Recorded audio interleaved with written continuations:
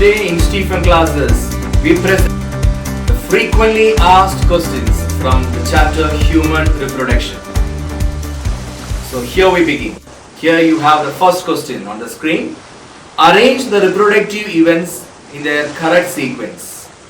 So the correct sequence of reproductive events will be first the gametogenesis, then insemination, fertilization, cleavage, implantation, gestation, and finally parturition. So that is the correct sequence. Now we have the next question. Name the cells lining seminiferous tubule and mention their function. As all of you know, there will be two types of cells lining the seminiferous tubule. One will be the spermatogenic cells or male germ cells, and the other will be the Sertoli cells. What is the function? The male germ cells, they are concerned with production of sperm cells, and Sertoli cells, they provide nutrition to the developing sperms. Now we have the next question. Why testes they remain extra-abdominal in males? Testes they remain extra-abdominal to maintain a temperature which is lower than the body temperature. Because in body temperature, sperm production or spermatogenesis is not possible. That is why testes they descend into the scrotum during the embryonic development and they always remain extra-abdominal. Next question. Name the accessory ducts and mention their function. You know, accessory ducts are rete testis, vasa efferentia, epididymis, and vas deferens. You can also include the ejaculatory duct and also the urethra. So these are the male accessory ducts. And what is their function? Their function will be providing some factors which will help in the activation of the sperm cells, because sperm cells are moving through the ducts. So they are getting activated by secretions of the accessory ducts. Next question. Name the three accessory sex glands in male. The three accessory sex glands in male are paired seminal vesicles, a single prostate gland, and also paired bulbourethral glands. So these are the male accessory sex glands. Now we have the next question. What is seminal plasma? What are the major components of seminal plasma? Seminal plasma, it is a collective secretion of the three accessory sex glands. The three accessory sex glands I have mentioned. So, seminal plasma, the major components will be fructose, calcium, and several enzymes. Now we have the next question on the screen. Arrange the terms associated with mammary glands in the correct sequence. The correct sequence will be mammary tubule, mammary duct, mammary ampulla, and finally the lactiferous duct. So that is the correct sequence of arrangement of ducts in mammary glands. Next question. Describe the role of pituitary hormones in menstrual cycle. You know, in the case of menstrual cycle, it is controlled by pituitary hormones like FSH and LH, follicle stimulating hormone and luteinizing hormone. And what is the role? FSH will help in development of the follicles, whereas LH or luteinizing hormone will help in ovulation. Because when the LH is at the peak level or when there is LH surge, that will help in ovulation, rupturing of the Graafian follicle and release of the secondary oocyte. Next question. Describe the role of ovarian hormones in menstrual cycle. The two ovarian hormones in menstrual cycle are estrogen and progesterone. Here, estrogen will help in proliferation of the endometrium, and it is very high during the proliferative phase. And what about progesterone? Progesterone, which is produced from corpus luteum, will help in maintenance of pregnancy, or it will help in maintenance of the endometrial wall. The estrogen, it is produced by Graafian follicle. Next question for you. Distinguish between spermiation and spermiogenesis. Spermiation, that is the release of the sperm cells from seminiferous tubules. And what is spermiogenesis?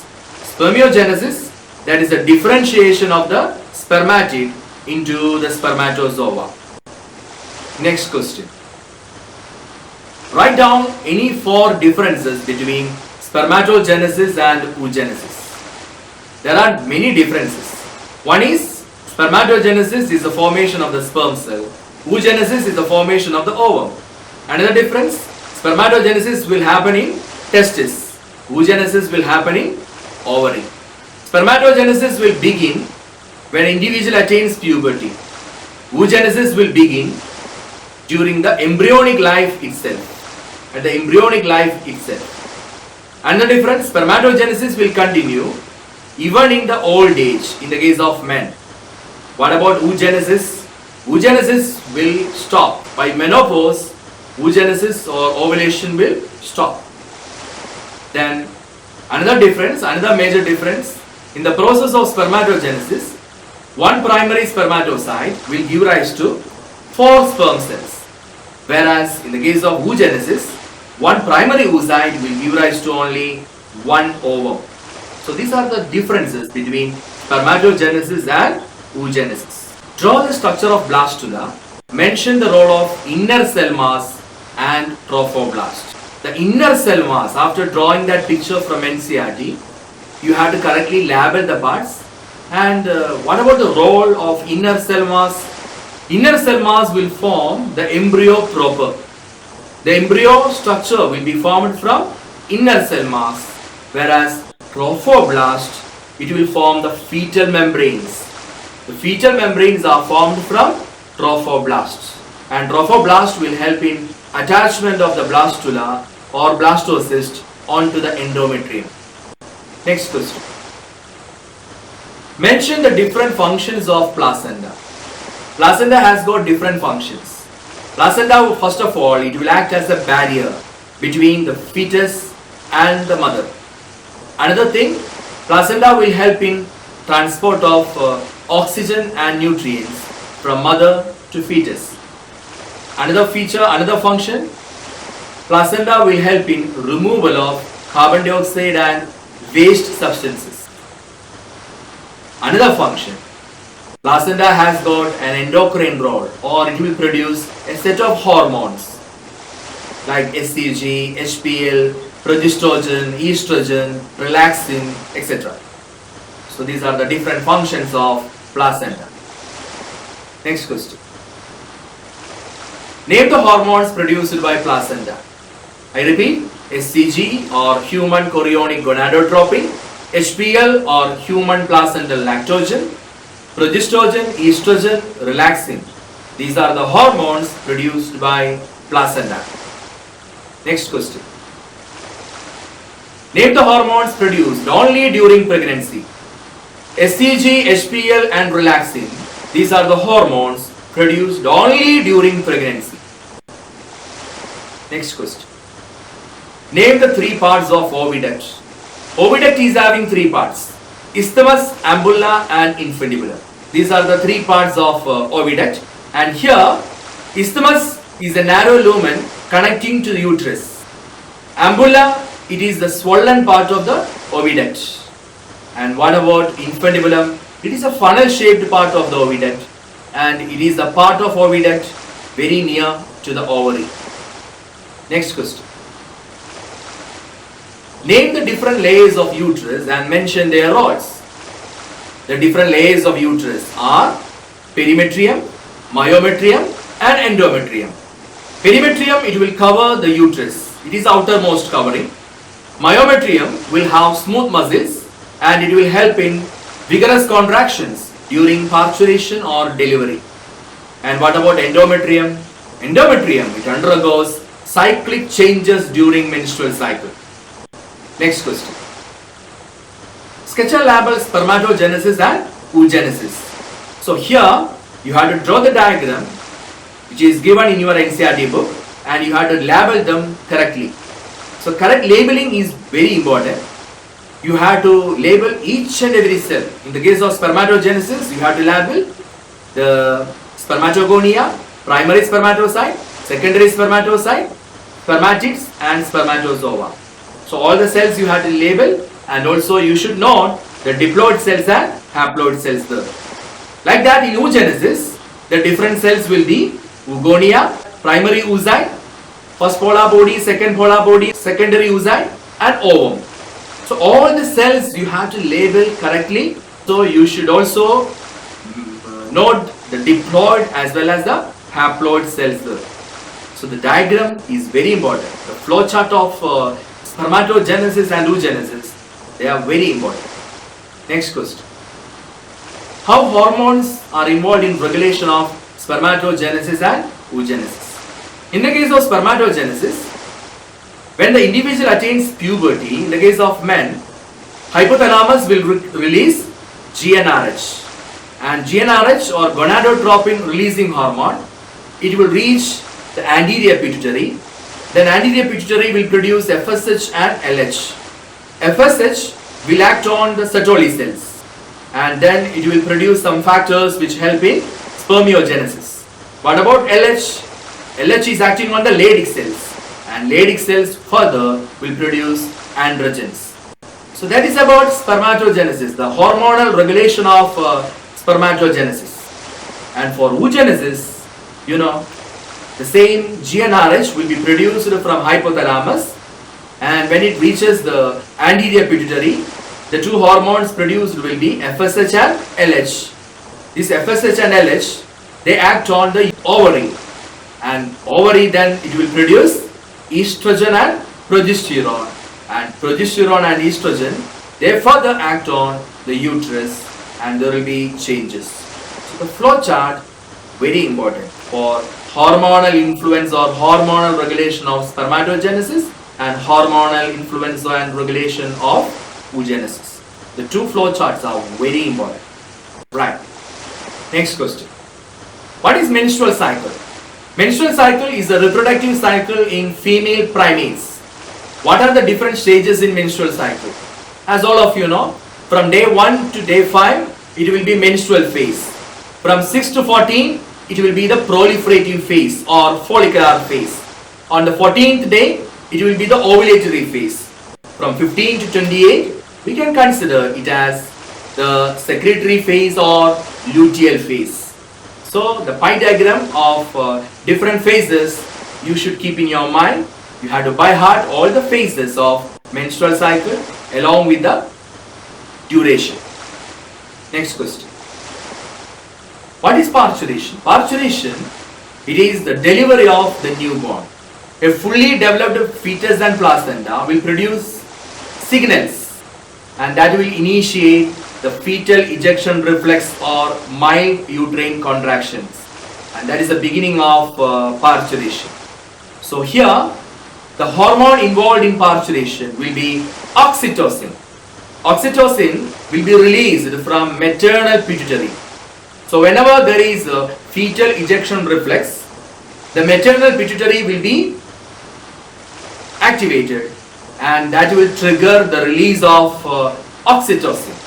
Fetal ejection reflex will trigger the release of oxytocin, and that is the main hormone involved in parturition. Next question. Name the functions of the following. Corpus luteum, what is the function? It will produce progesterone. Corpus luteum will produce progesterone or the pregnancy hormone, and it will help in maintaining the endometrium and maintaining pregnancy. What about acrosome? Acrosome, it will help in fertilization.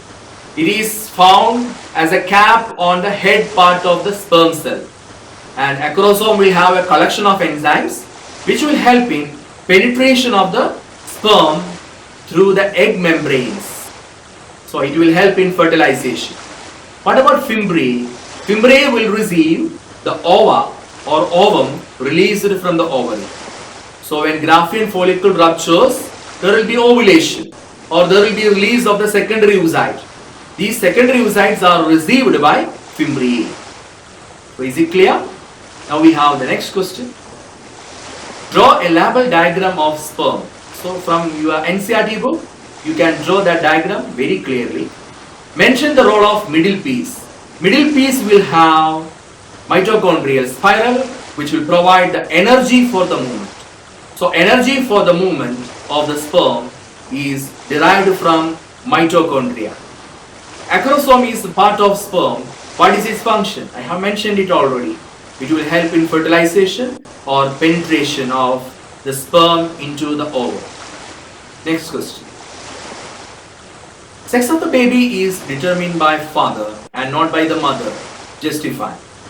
It is because the father or the male will produce two types of sperm cells. 50% of the sperm cells will carry X chromosome and another 50% will carry Y chromosome. What about the mother? Mother will produce only one type of ova, or 100% of the ova produced by mother will contain only X chromosomes in it. So the type of the sperm cell entering into the ovum will determine the sex of the child. If a sperm cell with X chromosome enter into the ovum, then it will be a female. If a sperm cell with Y chromosome, suppose it enters into the ovum, then it will be a male individual. So you can say that sex of the child is determined by father or the male individual and not by the mother. Next question. Write notes on fetal ejection reflex. Fetal ejection reflex, they are the mild uterine contractions. So when there is a fully developed fetus and placenta, it will produce some signals, and these signals will initiate mild uterine contractions, and this is what is called fetal ejection reflex. Colostrum. Colostrum is the first milk produced by the mother after delivery or during initial days of lactation. The milk produced is called colostrum, and colostrum, it is rich in antibody. It will be rich in antibody A. Is it clear? Blastula.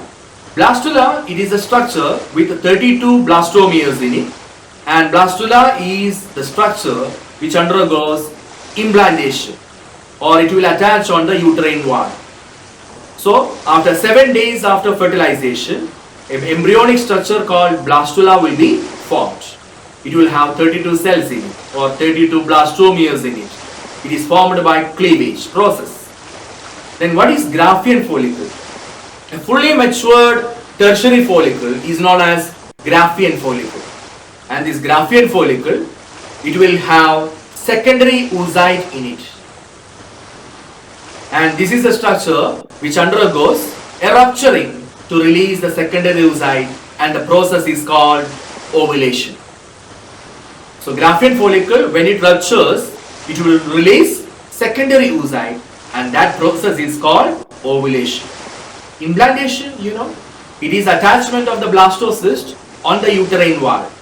After attachment, the uterine cells will divide rapidly and it will cover the blastocyst, and blastocyst will become embedded in the uterine wall, and then it is called implantation.